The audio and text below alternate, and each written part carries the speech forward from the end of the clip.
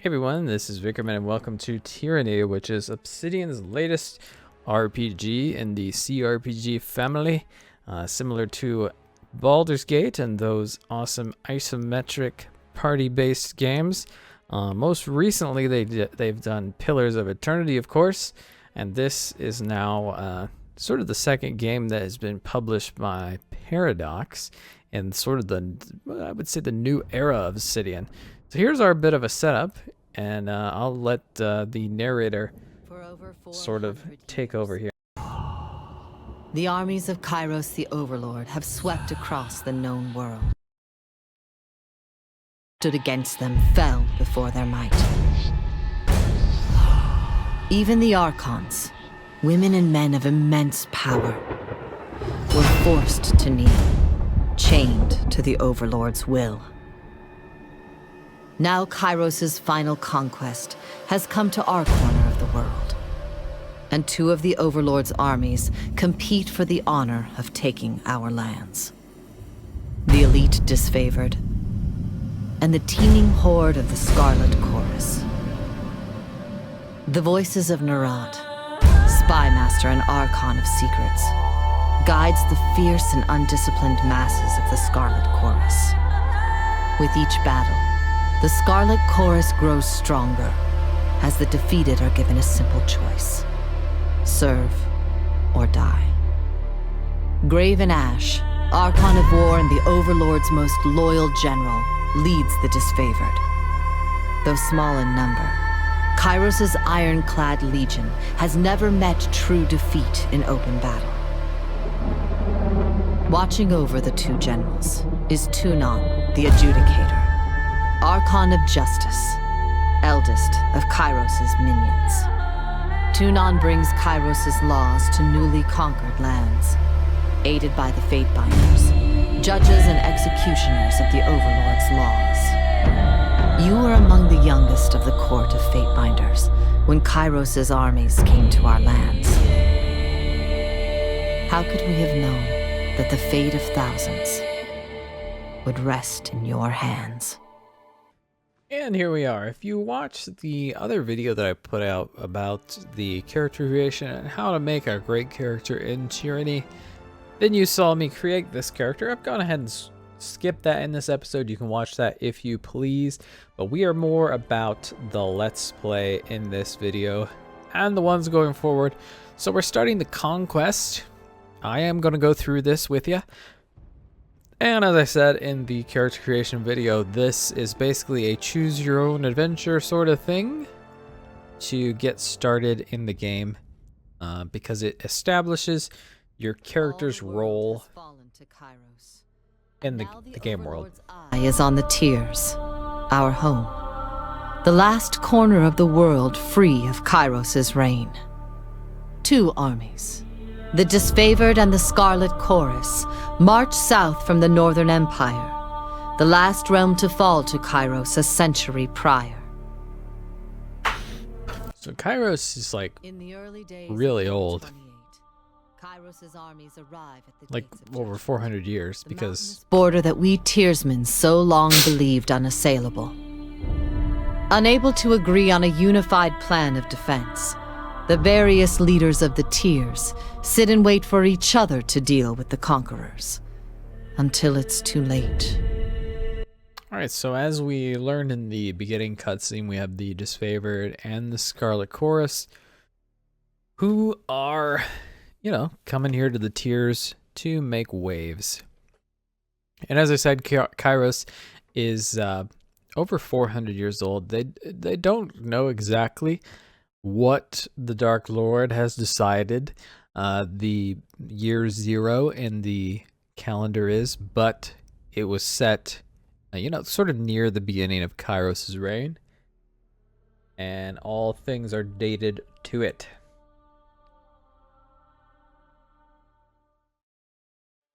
So here we are.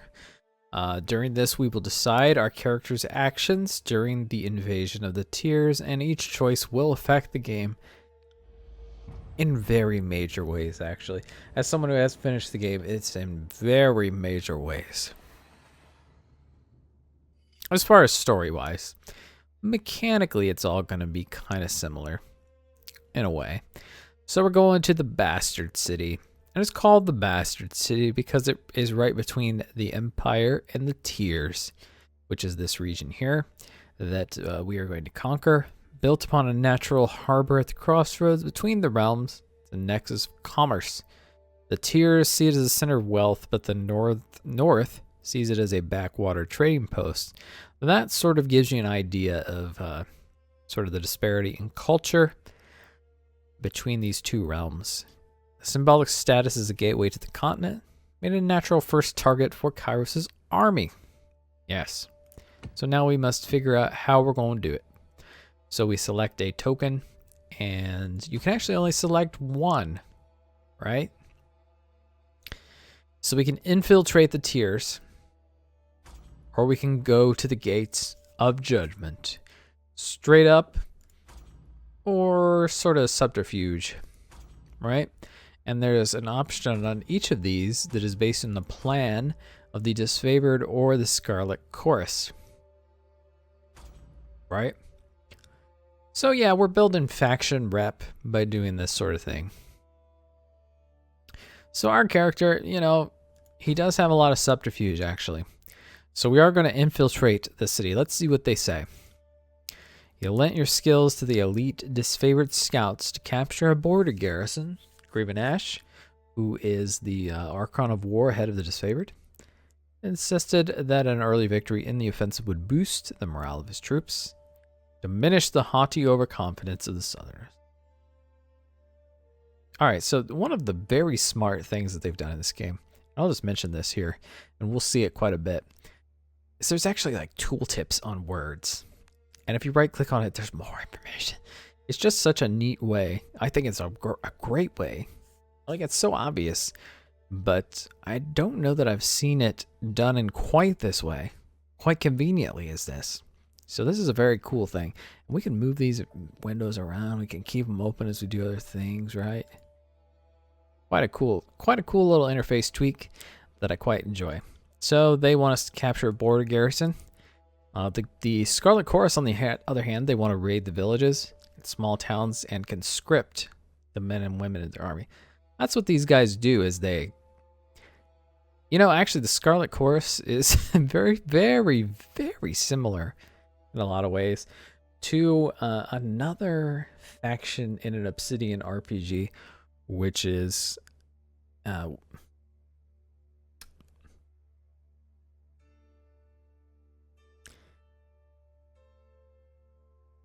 yeah, I was just trying to remember how you pronounce it. I think it's Kaisar's Legion in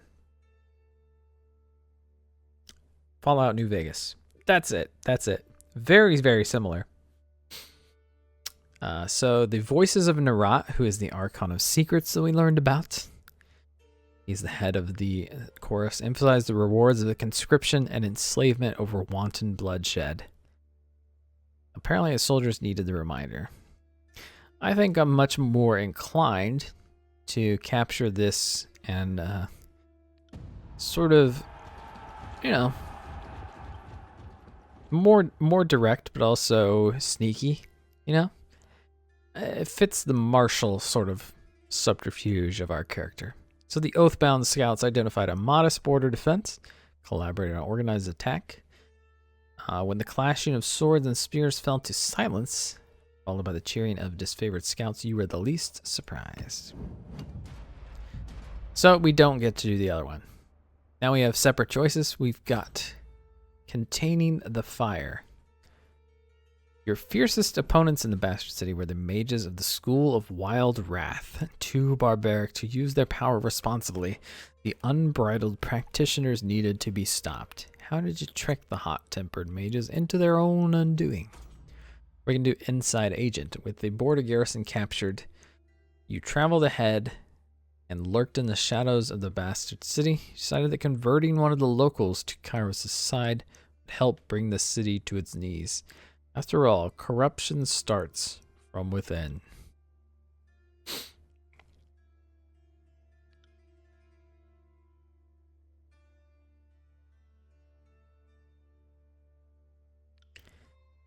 All right, so And then what are options here? Lured him into an ambush where a legion of disfavored waited to spring the trap. You tricked the guild elders into meeting with the voices of Narat. The Archon was notorious for his cruel and mysterious interrogation techniques. The mages were never seen again. I think of all these options here, I think this is the best.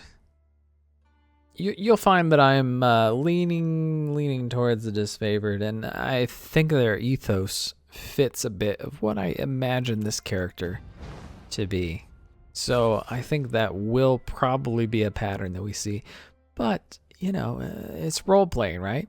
If I find that it doesn't fit what I want, then yeah, we'll go the other way too. The mages took their more dangerous research outside of the Bastard City walls. You sent a scout to sabotage a delicate ritual, cause an explosion. Enraged. Recovery is reduced. Oh, well, that's weird.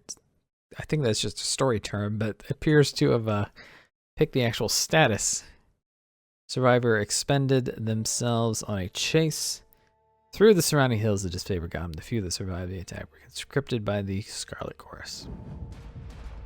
Your tactics of infiltration placed you in the Bastard City ahead of the main armies. Your work softened the city defenses for the arrival of Kairos' forces, but you wanted a decisive gesture that would give your allies a meaningful advantage.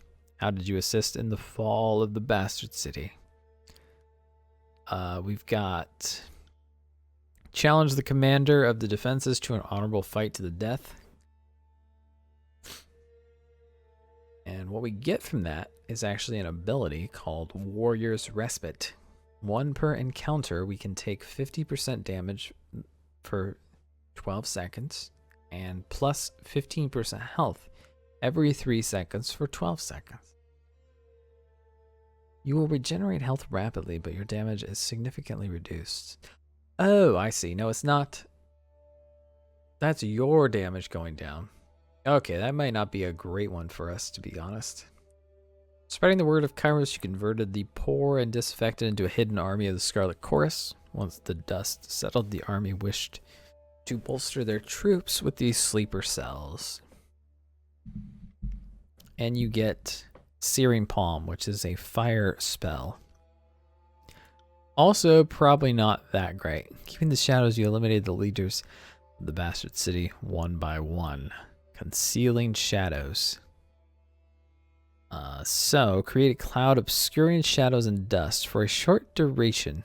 Enemies that use physical attacks against you have a significantly increased chance to miss. During this time, your attacks will also be less effective. Yeah, I can kind of see how this would be the way to go. So we will do that. Others were gruesome beyond words. As a wave of murder overtook the city's elite, your deeds swelled in infamy. Well before the armies arrived, no one in the Bastard City felt safe in their homes, much less behind their walls. Ooh.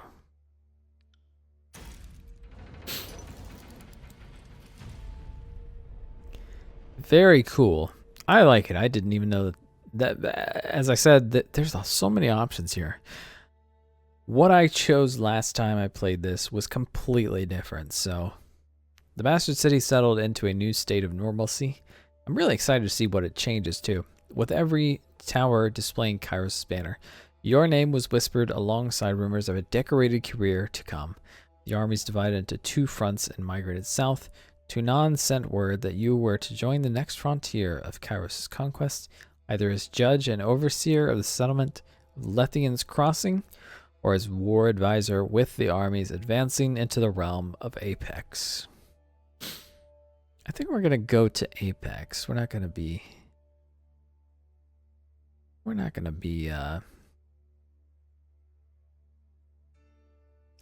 settling down per se. The troops in the mountain realm of Apex stood idle in the safety of their valley, biding their time as their neighbors in the Bastard tier fell. Yep, let's go.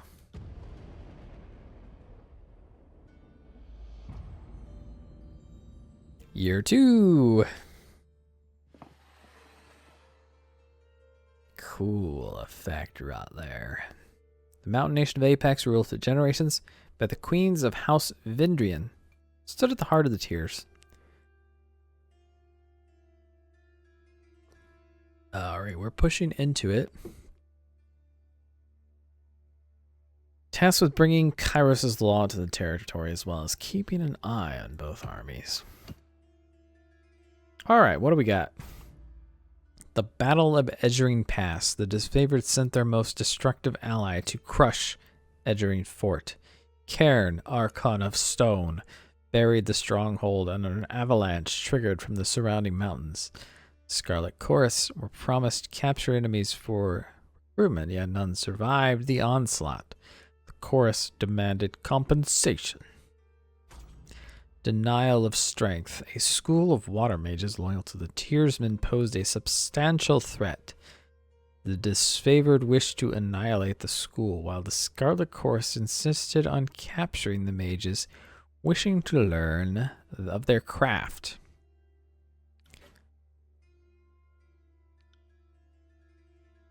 Chance to surrender before the war and trying to capture the enemy would lead to needless losses.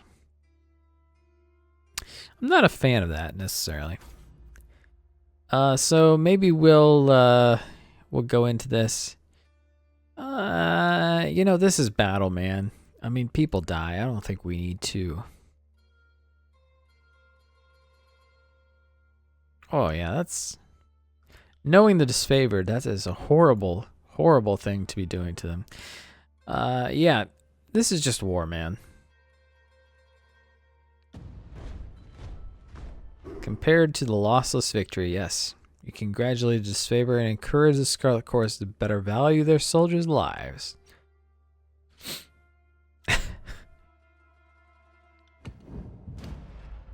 Okay, they're not pleased.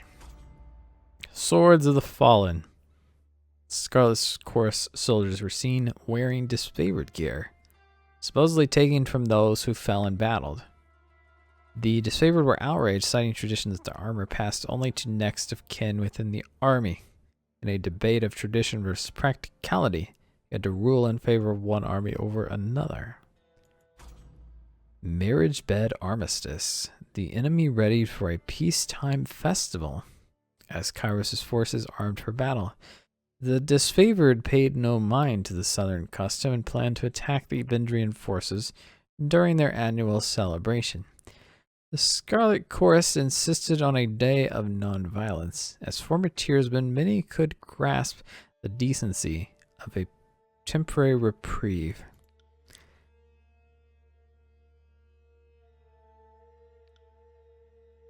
The last feast, sending a few Scarlet Chorus agents into the mix in good faith.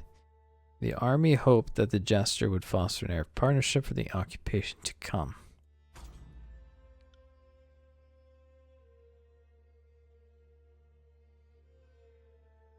What they had collected.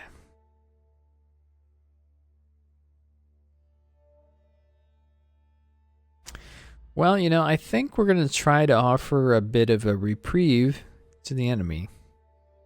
Sort of a Christmas Day truce sort of thing. Festivities went off as expected, and the Scarlet Chorus recruits who sent to enjoy themselves reported little animosity among the revelers. The disfavored protested your ruling as too merciful. Waged all-night training drills.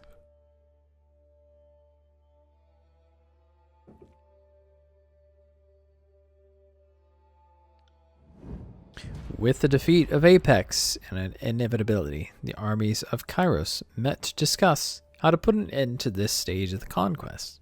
Both armies agreed to send an offer of parley. Along with their acceptance, the enemy requested that you appear at the meeting. Word of your fair dealings had apparently spread to their ranks. How did you orchestrate the surrender of the realm of Apex? Through days of mediation, you negotiated the surrender of the valley to Kairos' forces, putting an end to further bloodshed. Taunting the Queen of Apex into striking you under a banner of truce, you baited the Queen of Apex into a duel and slew her, frightening her vassals into submission. That just seems mean. We're going to go for peace. But they're even more reluctant to continue a war they were losing at every turn. The Tearsmen are a stubborn lot. Despite their grim situation, it still took days of discussion and diplomacy to show them the madness of tenacity. The third day of mediation, the rulers of Apex finally submit to terms of surrender, putting an end to the war in the valley, freeing up Kairos' forces to march deeper to the Tears. So that was a pretty satisfactory conclusion, I must say. Alright, so now we've got 3 choices, actually. The land of Apex finally rested in the hands of Kairos' forces. The Scarlet Chorus paused to revel in victory, while the disfavored prepared for the next fight. Affording themselves but an evening rest, Kairos' armies radiated out from the conquered citadel and worked their way across the Tears. The disfavored Scarlet Chorus aimed to dominate as much territory as possible, coming your distinguished reputation has left you the choice of your next destination. The Vellum Citadel, which is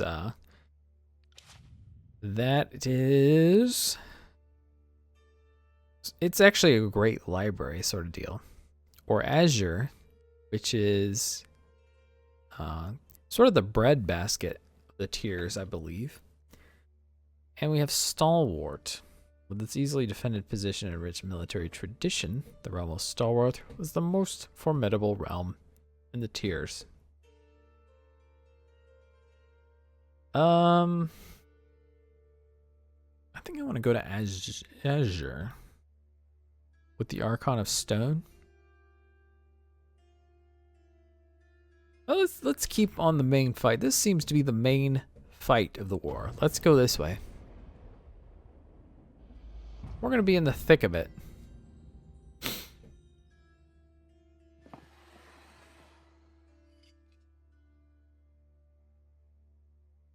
The realm of Stalwart was best known for its proud army. Disciplined, courageous, and undefeated on their home soil, skill and resolve made Stalwart a military power that Kairos' forces approached with due caution. With the southern position, Stalwart had been largely safe, watching for 2 years as the neighbors fell. Alright.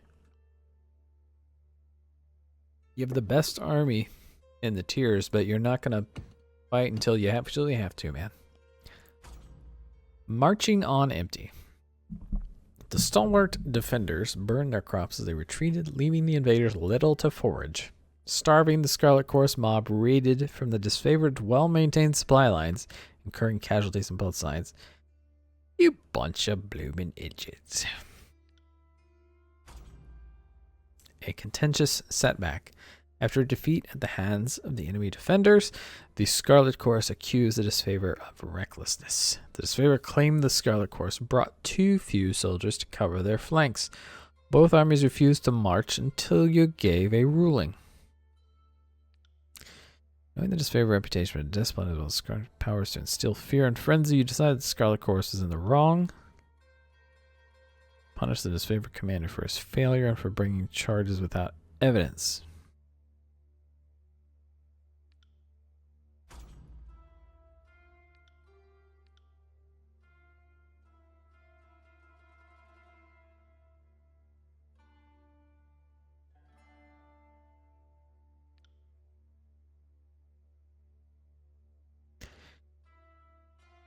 Yeah, I don't know, man.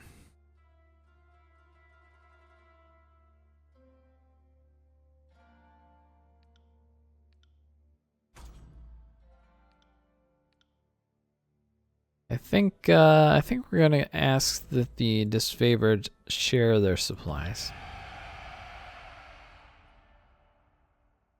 The men were wrong to steal, but the disfavored were equally wrong to withhold supplies from your allies.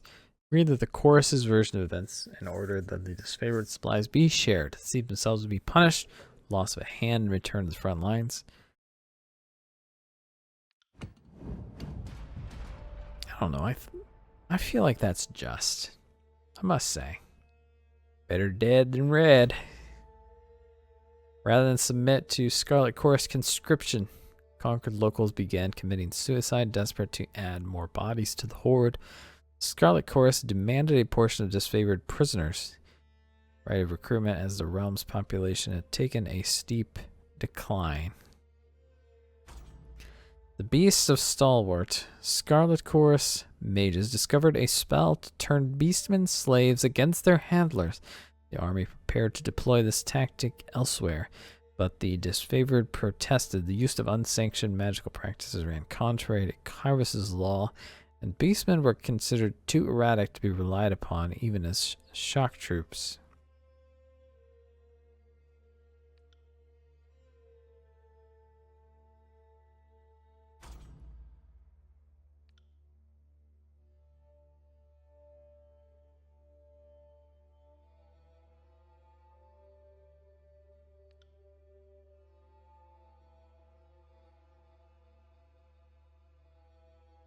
And I think this might be the best way to go. Saying no recruitment of the Scarlet Chorus in this realm. Because we are going to have to rule these people, right? Never about ruling a graveyard. The Scarlet Chorus acted contrary to that goal. The voices of Nura and his mobs blamed you for suppressing their ability to conduct war as they saw fit.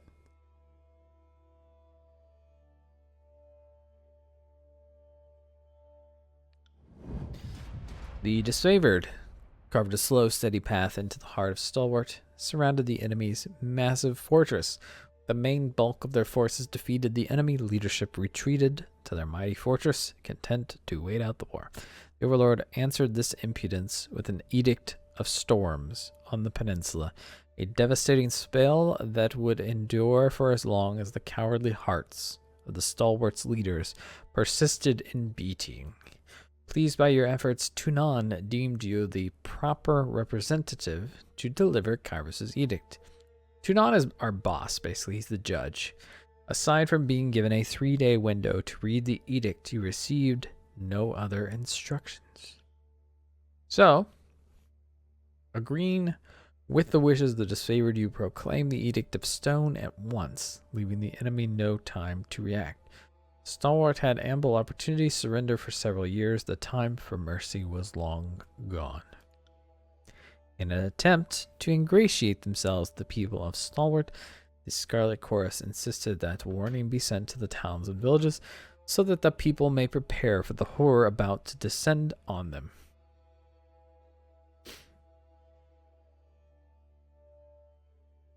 I think I gotta go with the Scarlet Chorus on this one.